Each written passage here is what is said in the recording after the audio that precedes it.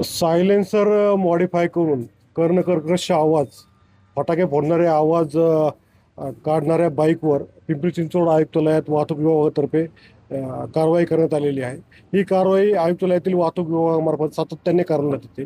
2025मध्ये एकंदर 14,512 अशा दुचाकी वाहनांवर कारवाई करण्यात आली आणि त्यांच्यावर 1,44,42,000 इतका दंड आकारण्यात आला.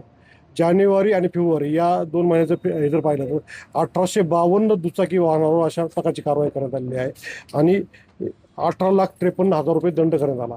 या अशा मॉडिफाईड सायलेन्सर वापरणाऱ्या गाड्या शक्यतो बुलेट आणि 250 cc पेक्षा जास्त क्षमता असणाऱ्या गाड्या असतात. या गाड्यांवर मागील 3 दिवसामध्ये फक्त दंडात्मक कारवाई न करता ते सायलेन्सर काढून घेण्याची कारवाई करण्यात आली. अशा 399 सायलेन्सर काढून घेण्यात आलेली आहे आणि त्याची निष्कासनाची कारवाई आज रोजी करण्यात येणार आहे. अगदी बरोबर आहे. यापुढे जर ही कारवाई निरंतर चालू असणार आहे, म्हणजे निरंतर चालू आहे आणि चालू असणार आहे. यापुढे जर असं आढळून आलं तर यापेक्षाही कठोर कारवाई यावर करण्यात येईल. शहरातील जे दुकानदार आहेत, अशा प्रकारचे सायलेन्सर विकतात त्यांना काही नोटीस वगैरे बजावणार आहे?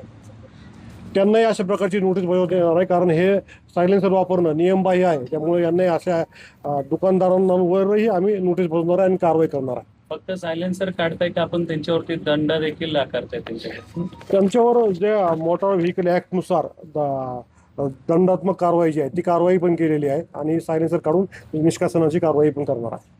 आजकालच्या तरुण पिढीमध्ये अशा प्रकारच्या गाड्या मॉडिफाईड सायलेन्सरच्या आवाज कर्णकर्कश आवाज करण्याच्या आणि लक्ष वेधून घेण्याचं एक फॅड वाढत आहे, परंतु ते एक विकृती आहे, ती आपली संस्कृती नाही आहे.